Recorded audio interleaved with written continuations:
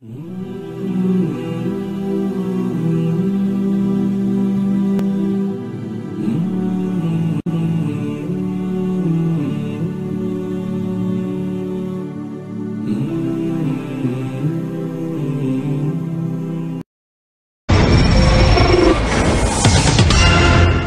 Pendimi, edicioni I lajmeve.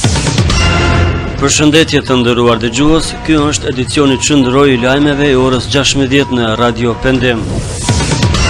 Veçojmë titujt kryesor të këtij edicioni. Qeveria përkushtuar në reformimin e administratës publike.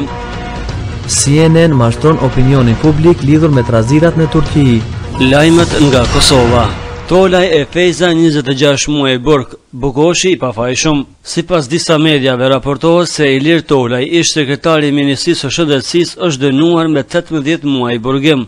Kolegji gjyqësor I Gjykatës Themelore të Prishtinës vendosi sot po ashtu se Tolajt të ndalohet edhe ushtrimi I funksionit në administratë publike për 3 vite me radhë. Tolaj akuzohet për nxitje të falsifikimit të dokumenteve zyrtare dhe shmangje tatimi, ndërkaq me 8 muaj është dënuar Hajrullah Fejza, të cilit gjithashtu ndalohet ushtrimi I detyrës në shërbimet publike për 3 vite me radhë. Me 6 muaj burgim me kush dhe 2 vjet mos ushtrim funksioni është dënuar Arbenita Pajaziti, kurse ish ministri I Shëndetësisë Bujar Bukoshi nuk u gjet fajtor në asnjë pikë të aktakuzës, duke u shpallur I pafajshëm. Gjykata nuk arriti të vërtetoj se ata kishin ngjesht në dërgimin e inspektorëve tek Gjona Med ose se u zhvillua fushat kundër kësaj kompanie.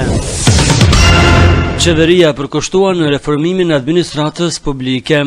Reformimi I administratës publike në Republikën e Kosovës është një prej prioriteteve dhe objektivave të qeverisë dhe institucioneve të vendit. Në këtë drejtim janë bërë shumë punë deri më tani, por mbetet edhe shumë për të bërë që administrata publike të përmbush gjitha kriteret për një administratë profesionale. Kështu tha zëvendës kryeministri dhe ministri I Drejtësisë Hajredin Kuçi në takimin e grupit të veçantë për reformën e administratës publike. Lajmet nga Shqipëria. Vlerësimi I modis, Shqipëria rezistoi presioneve të krizës. Shqipëria rezistoi presioneve të krizës financiare në Evropë dhe më gjerë, duke menaxhuar të ketë rritje ekonomike dhe reforma të rëndësishme për të ardhmen e vendit. KZ është vlerësimi I fundit I bërë nga Agjencia e Vlerësimit Modis, e cila e vlerëson Shqipërinë në nivelin B1 pa ndryshim nga vlerësimi I mëparshëm. MOC vlerëson progresin drejt proceseve integruese të vendit, e sidomos ligjet e miratuara së fundmi. Në raportin e publikuara nga agjencia vlerësohet qëndrueshmëria makroekonomike e vendit, e cila sipas saj ka qenë pozitive dhe potenciali për rritje ekonomike do të ketë më shumë materializëm gjatë gjysmës së dytë të vitit 2013 e në vazhdim, duke dhënë kështu një optimizëm realisht të bazuar. Lajmet rajonale. Daçet shkëmbimi zyrtarëve prop serioziteti.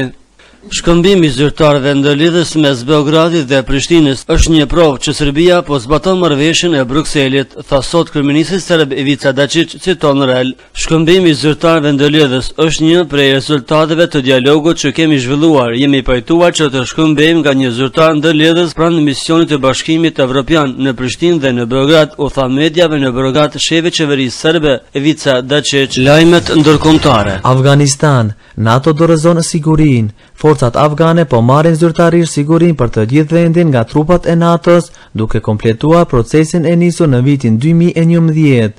Presidenti Hamid Karzai po ndjek një ceremoninë të cilën misioni I ISAF-it I dorëzon kontrollin trupave vendase për të paktën 95 rajone. Numri I forcave afgane të sigurisë është rritur gradualisht nga 40.000 që ishte para 6 vjetësh në 350.000 në ditët e sotme, por megjithatë me marrjen përsipër të sigurisë ushtria afgane ka pasur gjithashtu një rritje të humbjeve në radhët e saj. CNN mashtron opinionin publik lidhur me trazirat në Turqi. Fotogaleria kanalit amerikan CNN e titulluar Protestat antiqeveritare në Turqi përfshinin një foto nga mitingu I Partisë për Drejtësi dhe Zhvillim në moton Respekt ndaj vullnetit të kombit. Gabimi që ka bërë CNN duke futur fotografinë e përkrahësve të Erdoganit në listën e fotografive të protestave ka bërë që media turke, por edhe vetë kryeministri të tërheqë vërejtjen për manipulimin e opinionit publik përmes lajmeve të jo balansuara. Ndërsa galeria umërua protestat antiqeveritare në Turqi, Fotoja paraqiste 10 mijëra persona që morën pjesë në një miting për të dëgjuar kryeministin turk Recep Tayyip Erdogan, takimi i cili mblodhi pranë vetes rreth 1 milion mbështetës. Fotoja përkrahasve të Erdoganit, e cila gjendej në mesin e 20 fotografive tjera nga protestuesit e dhunshëm të Gezi Parkut, shkaktuan reagime në mesin e mediave turke, por edhe në mesin e mediave sociale. Erdogan do të takohet me Haniye.